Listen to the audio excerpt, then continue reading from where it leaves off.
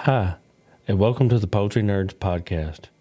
I'm Carey Blackmon, and I'm here with my co-host for the show, Jennifer Bryant, and we're here to help you figure out how to raise the healthiest, happiest, and highest quality birds possible.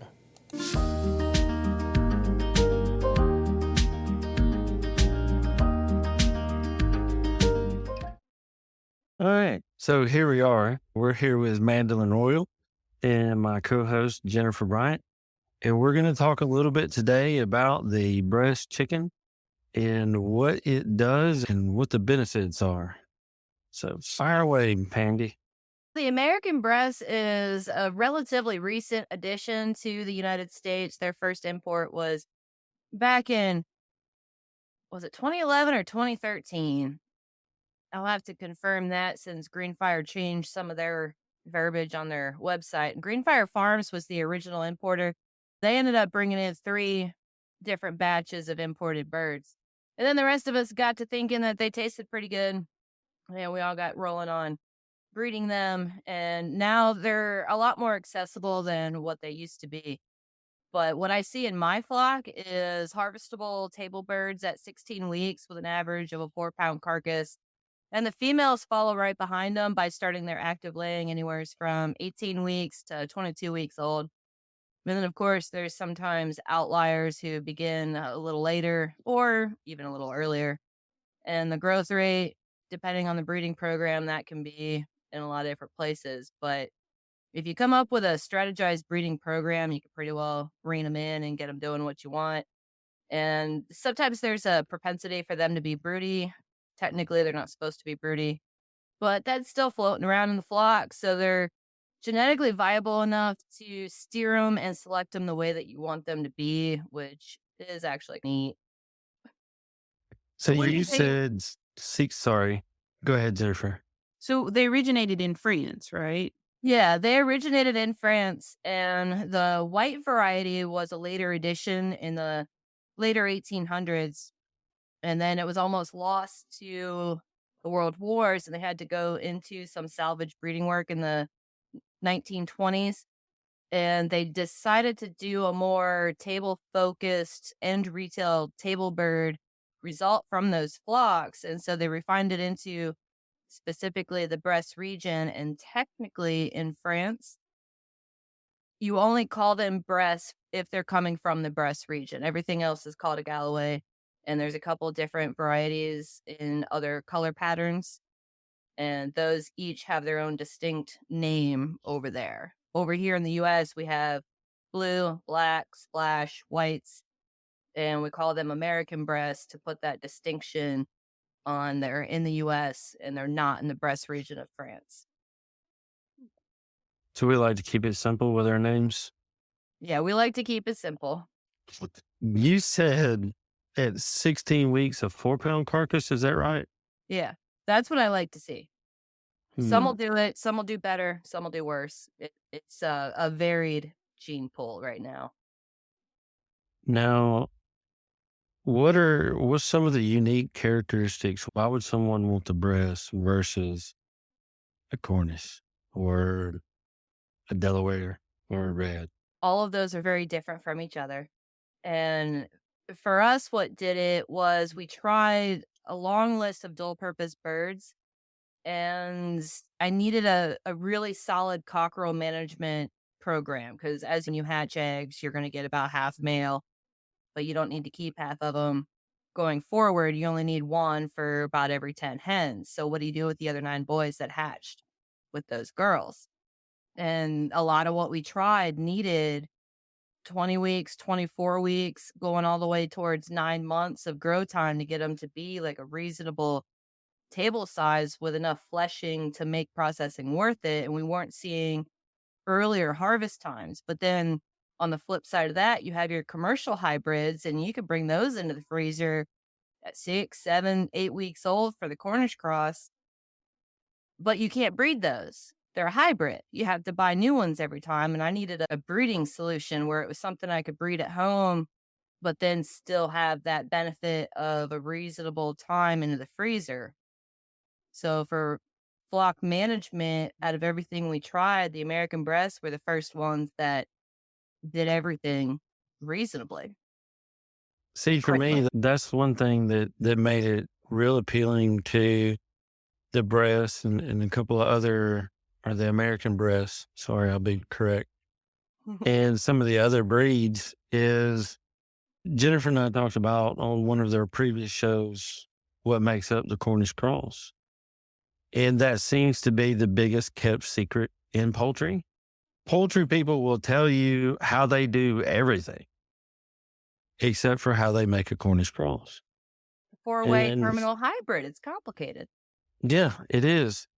And for me, I like that. It produces chicken every 2 months or less, but I don't want to have to pay somebody $2, $3 every time I get one. I want something that's self-sustainable. That's why, me personally, that's why I like the Bresse, because I had a chance to come to your farm and to see some of the birds that you have.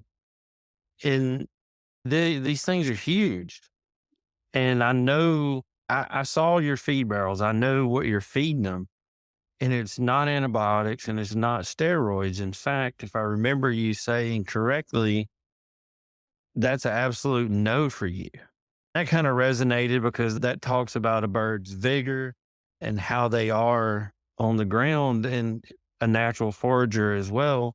I like that aspect of it too. But for me, to be able to not have to depend on somebody else to send me birds is a huge thing. I'd like to just stick some trays in my incubator and call it a day. I'm a hatch addict. I have a problem where if I see eggs, I want to put them in the incubator. That's where they need to go. Useful. Every time We're fill here something- to enable you. Oh, I appreciate that. I'm sorry, Jennifer, how many incubators do you have? I only have 4 cabinets. I have 2. So definitely that's a huge thing. Hatching is an addiction. And I understand that and I'm in tune with that. But my family agrees that there could be worse addictions. Mm-hmm. That's very So- true. One thing that I would like to hear from you is, let's say, here we go. This would be a good example. In the state of Alabama, you can process 1,000 birds a year and sell them to people. No questions asked, no permits, no nothing. In Ohio, right. we're at 909. They don't Ye- give us that extra one. They say anything over 1,000 for us. I have also heard that poor record keeping could play a factor in it as well. So in the state of Alabama, it's 1,000 birds. In Ohio, it's 999. And by all means, I highly encourage all of our listeners to stay within the laws and verify for themselves what the laws are, because if you start asking people, you will get different answers from everybody. This is I did. true. One of the first things we did when we moved in was read painstakingly through all of our local ordinances, and we're within a foot of all of our parameters on where and how we can keep livestock. We had a visit our first week here from the township guys, and they were like, "What are you guys building? What are you up to?" And we explained everything, and we explained our knowledge of the regulations, and they were like, "Cool, we'll see you if we ever have a problem." And I haven't seen them since. Yep. That's the best way to handle it. But my question is, whether it's $9.99 or $1,000, let's say that I want to sustainably breed Bresse to process my 999 or whatever the legal limit is. You know what that per year. means, right? You know what that means for your flock development and how you could manage that? That's what I need you to tell me. Okay. So if you're allowed to process and sell 1,000, that's going to be 1,000 cockerels that didn't make the breeding cut. So that means, in theory, you could be producing 2,000 chicks a season because you need to be looking for females as your replacement layers and maybe some supplemental layers to go elsewhere. So of the 1,000 that end up in a shrink bag, that's another 1,000 that hatched with them that are serviceable for eggs. All right. How big of a breeding flock do I need to get that? Oh, I'm not doing math right now. But Supposing that a good laying breast female, she's putting out 5 or 6 eggs a week through her first year of active lay. And Yeah. those eggs come up in size that can vary by bloodline. But I like to personally wait until the birds are about a year old before I start really seriously hatching from them. But if Okay. you look at her weekly output and then all of her sisters too, you can just do some math and work out what you could expect, and then maybe add 10% of what might candle as infertile or what might start quick. I always set more than I need, obviously. All right, let's stop right there for just a second because people always don't understand why we don't set pullet eggs. So if you set pullet eggs, over time your flock will reduce in size. So Yes. we want to set mature hen eggs in order to keep our birds going bigger. Now, Mandy, I believe at one point, I can't remember where it was, I heard you talk about the size eggs that you like to set. 60 I remember, grams is what I'm looking for. 60 grams.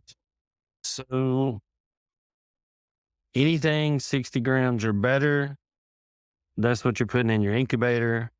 60 grams or lower, that's what you're putting on your table. Correct. Or pig snacks.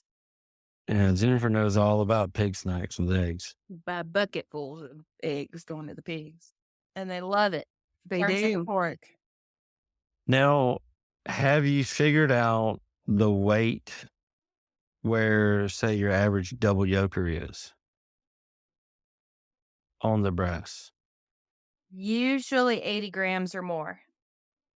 Okay, so between 60 and how many grams of an egg would you set in order to maintain that large bird? I have to give some tolerance to my older hens because once they get past 2 years old, I might be seeing their average egg size be 74, 78 grams because the eggs do get bigger as the birds mature. And in my younger birds that are a year and a half, I want to see 60 grams, not really exceeding 70 grams. Because if the eggs get too big, then you can see some hatching ramifications there. But it doesn't seem to affect the older ladies making the bigger eggs. And I'm not sure why, just my own experience tells me. Something you can't find in a book usually. And you want properly shaped eggs too. I look at egg shape. Do you? Oh, absolutely. Because they have to have enough room inside to be able to turn, to be able to pip and zip and get all the way out on their own. Anything that's too narrow, too long, too pointy, too short, too outside of because when you look at a day old chick that has just hatched from that egg, picture what that little baby had to go through being inside of that egg. And based on egg shape, sometimes you can tell if they have problems. Yeah, I probably shouldn't have set that egg because it's not shaped well enough to help them get out on their own. Okay. So how would it look? Let's say I was working up to getting those 2,000 birds. What kind of infrastructure would I need? How would somebody get started? What would you recommend them do? Jennifer and I have talked about the birds that we have, but what would you do if you were recommending to somebody to start out with their birds? So I always recommend to start out slow and watch them grow and really get into measuring their growth rate, especially in those earlier weeks, because I've noticed that there is genetic variation to how they grow and when they fill in. And you want to avoid retaining birds that go through that almost heritage turkey like growth rate where they get real long and leggy and they lean out and then they flesh back in later on because you miss those earlier harvest windows if they grow that way. So I always look for medium-sized birds with a medium leg length because those tended to hang on to their fleshing for the duration of growth and for the table side of it. And when you want to be able to process that proved to be really important. But to also don't be so rigid on them that you call yourself out of a flock and pay attention to what you're bringing in and what you want your retention rate to be. Because, like, for example, if you bring in 20 chicks chances are you're going to come out of that with a pretty decent trio to breed from, because you've got to be hard on your breeders and really pick good birds, because any weakness they have, they're going to pass forward, and it's going to complicate things later on down the line. And you want your strongest, best growing, healthiest, most vigorous contenders to be the ones that end up in the breeding pen. So if you order in 20, don't bank on keeping all 20 for breeding. Are you saying don't medicate and don't hospitalize? I did say it, but maybe I implied it, and it's a good implication to put in there. To whatever you do to pamper them, remember that you're saving your weakest. And do you really even want to be doing that? Oh, You want I'm them not to gonna. take I'm one- not gonna mince words. I'll just be blunt. Y'all need to quit medicating and hospitalizing. I don't use medicated feed. I don't use cord. I don't worm them on a blanket schedule. I don't. If they have to go in a hospital pen, they're better off in the freezer. For me, I do have a hospital pen. Oh dear Lord. No, But why? it's not for sick birds. If I get a bird from a show, when he comes back, So he's it's a not going to quarantine go. pen. Yeah, it's a quarantine. That's Okay, way good. different. That's That's- It is. responsible chickening. It's not a sick bay. Then it's not a hospital. Yeah, that's a Well, quarantine yeah, it's pen. That's okay. So I have reasonable and encouraged. a quarantine pen. I just ordered me a few of them. I got a couple of 5x6 pens coming that I plan on putting in the front yard out by the road. That's risky. My road's too busy to do that. I wouldn't find my birds there the next day. I'm going to put birds in there that I don't think people would get. And these pens actually have a way to padlock the door. It's going to be for some purpose. I don't know. All right. So what's different about the breast meat than say like Orpington meat? Intramuscular fat. Really, marbling? It's not marbling in the sense that beef is. It's not visible, but it's notable if your taste buds are open for the eating experience to notice various levels of juiciness to the meat. And their genetic propensity to layer on fat, while not 100% consistent within the available U.S. stock, it is floating around out there. And I have processed 16-week-old carcasses of cockerels that had every bit as much fat as a 2-year-old hen. Oh. And then that translates to self-buttering bird when you go and you cook it, especially if you put it in the smoker on level with the back down so that all of those juices stay inside the bird and keep the meat lubricated during the cooking process. It's incredible. When it's right, it's really right. And So if what it's kind- wrong, you don't notice any difference between them and any other bird. So what kind of seed do they require? So for the finishing, some folks do it for 2 weeks. Some people do it for 4 weeks. I've dabbled all the way into 6 weeks, and that put on too much fat, which you can cut out the fat and cook with that separately. If you have so much on the bird that it's excessive, you can cut it out and use it elsewhere. Mm-hmm. But I prefer a 4-week finish, and I prefer to process between 16 and 18 weeks old so I can start figuring out who's going into the finishing pens around 12, 14 weeks old. And that helps save on the feed bill because I'm not growing them a whole other month or 2 or 3. I'm figuring out pretty quick who's viable and who's not. So what's a finishing ration look like for you? I'm still experimenting, and I've done the milk soaked corn. I've added a little bit of wheat. I've done 1/3 cracked corn, 1/3 wheat, 1/3 of their regular ration. And I haven't honed in on my exact favorite yet. But I think I prefer the timeline of 4 weeks. And it takes about that long anyways for dietary changes to be apparent in the flock. I don't know that the 2-week finish really does a whole lot for them. Does the milk really do anything? It seems to soften the fat and make it melt easier. None of it's... Have you ever had a Cornish Cross with that globby fat on either end that never melts, it never does anything, just sits there being chewy and terrible? They never get that. Hmm. And it seems like the milk finishing helps ensure that. Do you have fresh milk on your property? I wish. We have a Jersey. We have a Jersey farm 2 miles up the road, though. Oh, okay, got it. I You're love got it it when she then. needs me to empty her tanks out for her.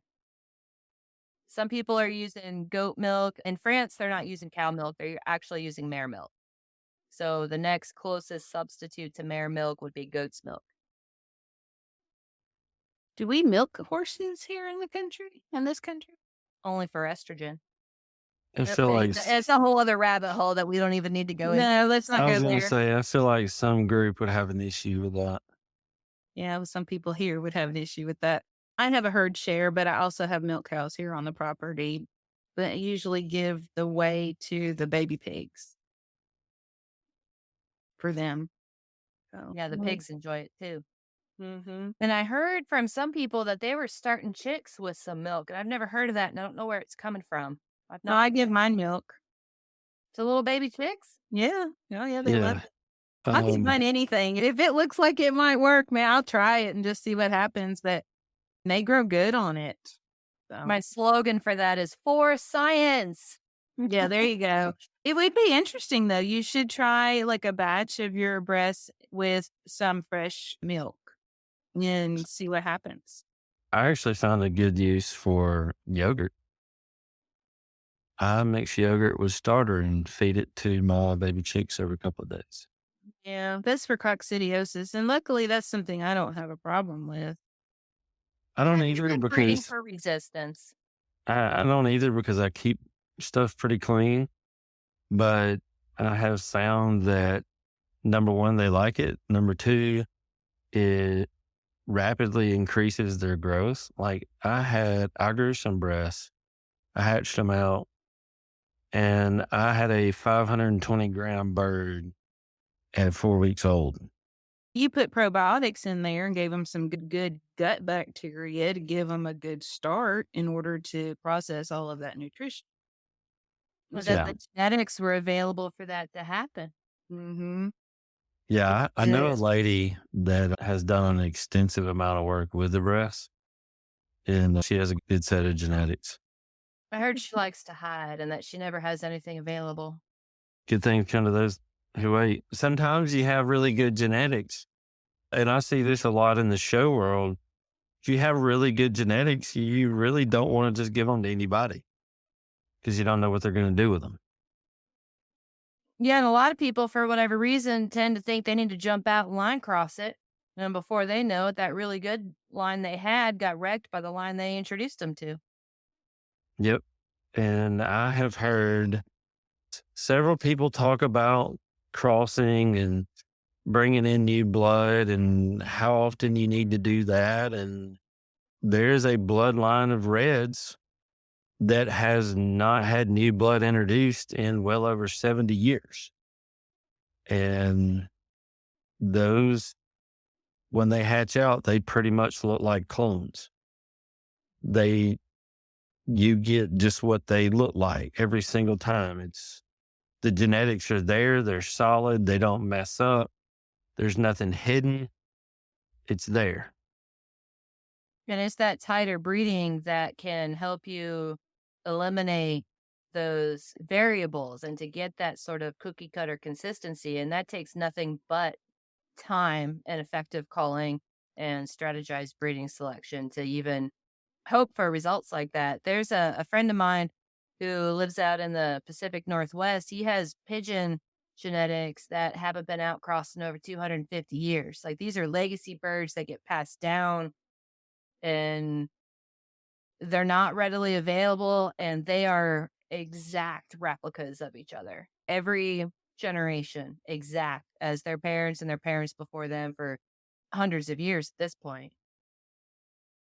So I'm guessing that's one of the things that makes poultry different than a lot of other animals out there is that a lot of people think, oh, we can't have inbreeding. We got to bring in new. But Well, I'm part of hearing that- that's not the case with poultry.